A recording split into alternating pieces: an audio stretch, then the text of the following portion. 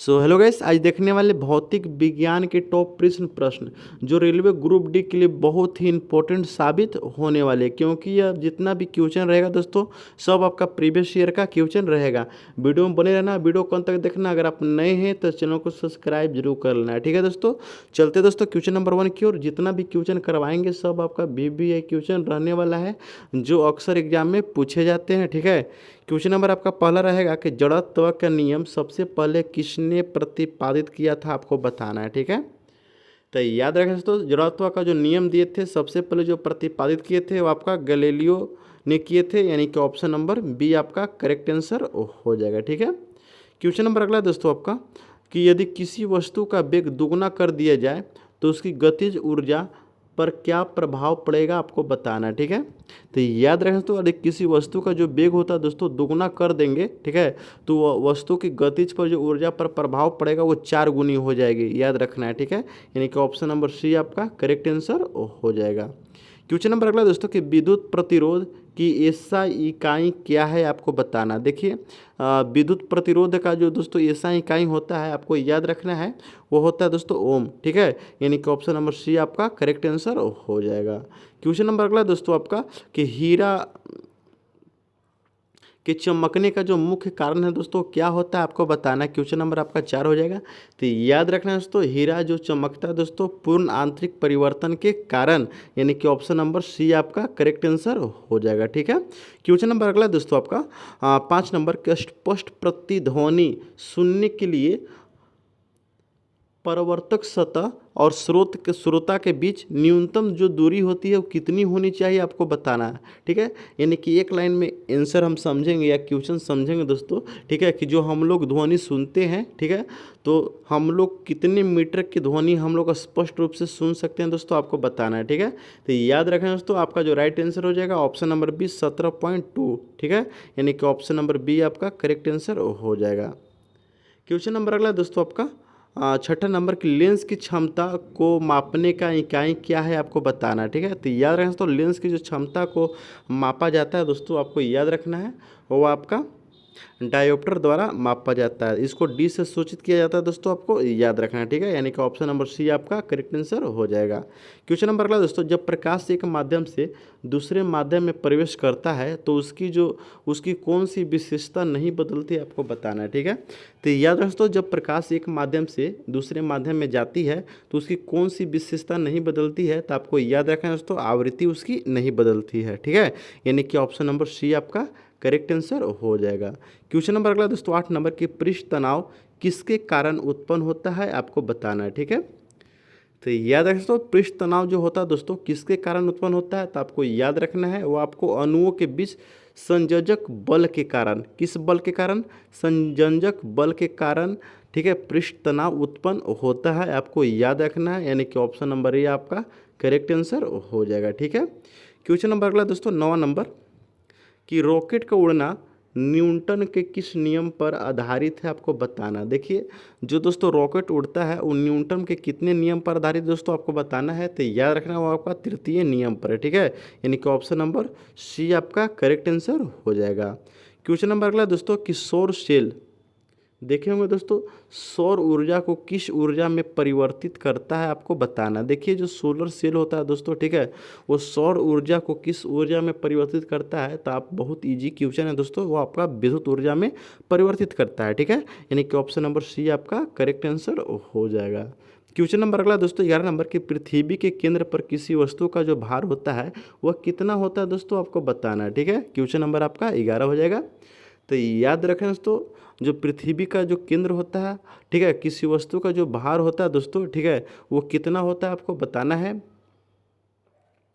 तो आपको जो राइट आंसर होगा दोस्तों 0 होता है, आपको याद रखना है। बहुत विवेक क्वेश्चन है, बहुत बार एग्जाम में पूछा भी गया है, ठीक है। क्वेश्चन नंबर अगला दोस्तों 12 नंबर के विद्युत फ्यूज देखे होंगे दोस्तों का जो तार किस धातु या मिश्र धातु का बना होता है, आपको बताना। देखिए इलेक्ट्रिक जो फ्यूज होता है दोस्तों उसका जो तार होता है आपको याद रखना है, वो दोस्तों टीन और शीशा का बना होता है, ठीक है। यानी कि ऑप्शन नंबर सी आपका करेक्ट आंसर हो जाएगा। क्वेश्चन नंबर अगला दोस्तों 13 नंबर की बादलों का वायुमंडल में तैरने का जो कारण उनका कम क्या होना है, आपको बताना है। क्वेश्चन आप फिर से पढ़ लीजिए।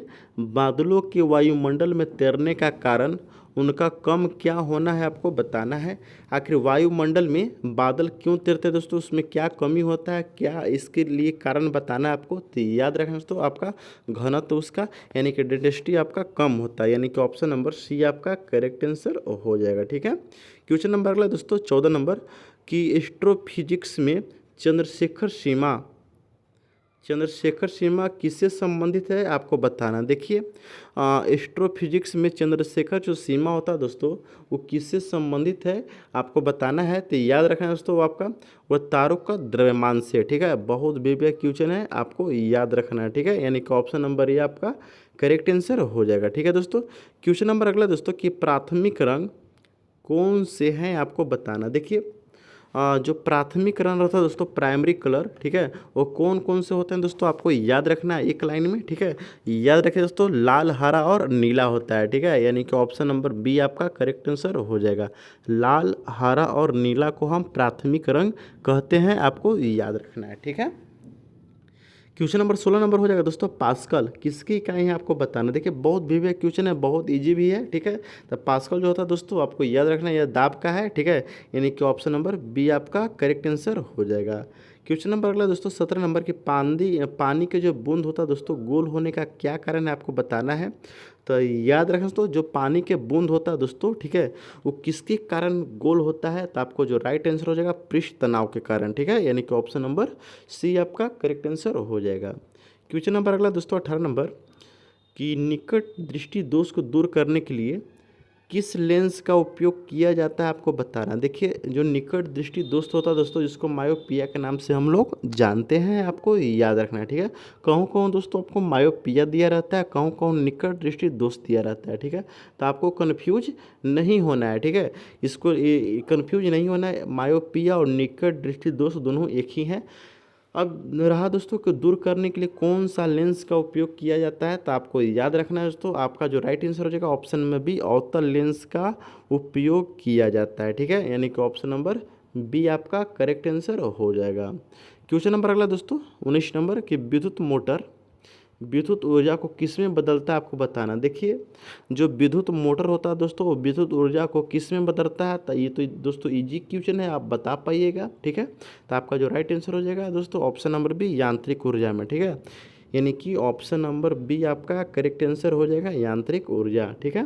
क्वेश्चन नंबर 20 नंबर का था दोस्तों कि ध्वनि की तीव्रता किस पर निर्भर करती है आपको बताना। देखिए जो ध्वनि की तीव्रता होती है दोस्तों, ठीक है, वो किस पर निर्भर करेगी, बहुत भव्य क्वेश्चन है, आपको याद रखना वो आयाम पर निर्भर करती है, यानी कि ऑप्शन नंबर सी आपका करेक्ट आंसर हो जाएगा। क्वेश्चन नंबर 21 नंबर का था दोस्तों कि एब्सोल्यूट जीरो तापमान का जो मान होता है दोस्तों कितना होता है आपको बताना। देखिए एब्सोल्यूट जीरो जो होता है दोस्तों इसका जो तापमान का मान होता है आपको याद रखना है वह -273 ठीक से 15 डिग्री सेल्सियस तक होता है, यानी कि ऑप्शन नंबर बी आपका करेक्ट आंसर हो जाएगा। ठीक है, बहुत भव्य क्वेश्चन है, बहुत बार एग्जाम में पूछा भी जा चुका है। ठीक है, क्वेश्चन नंबर अगला दोस्तों कि कैथोड किरणें की खोज किसने की थी आपको बताना। देखिए कैथोड किरणें की जो खोज किया था दोस्तों आपको याद रखना है। ठीक है, आपका कौन के जे थॉमसन जी ने किए थे, यानी कि ऑप्शन नंबर ए आपका करेक्ट आंसर हो जाएगा।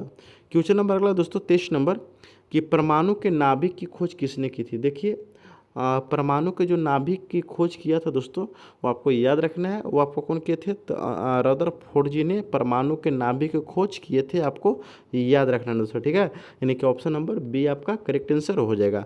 क्वेश्चन नंबर 24 का था दोस्तों कि समुद्र की गहराई को मापने के लिए किस यंत्र का उपयोग किया जाता है आपको बताना। देखिए बहुत इजी क्वेश्चन है, बहुत बार एग्जाम में पूछा भी गया है और आप बता भी पाइएगा, उसको दोस्तों फेदोमीटर के नाम से हम लोग जानते हैं, आपको याद रखना है। ठीक है, क्वेश्चन नंबर 25 नंबर का था दोस्तों कि प्रकाश वर्ष किसकी इकाई है आपको बताना है। बहुत इंपॉर्टेंट क्वेश्चन है, बहुत बार एग्जाम में पूछा भी गया है कि प्रकाश जो वर्ष है दोस्तों, ठीक है, लाइट ईयर, वो किसकी इकाई है दोस्तों आपको बताना है। तो याद रखना है दोस्तों वह दूरी की है। ठीक है, यानी कि ऑप्शन नंबर सी आपका करेक्ट आंसर हो जाएगा। दोस्तों क्वेश्चन का लेवल कैसा था कमेंट करके जरूर बताइएगा, अगर आप नए हैं तो चैनल को सब्सक्राइब जरूर करना। मिलता है दोस्तों नेक्स्ट वीडियो में, देखते रहिए जीके वाला ऑफिशियल।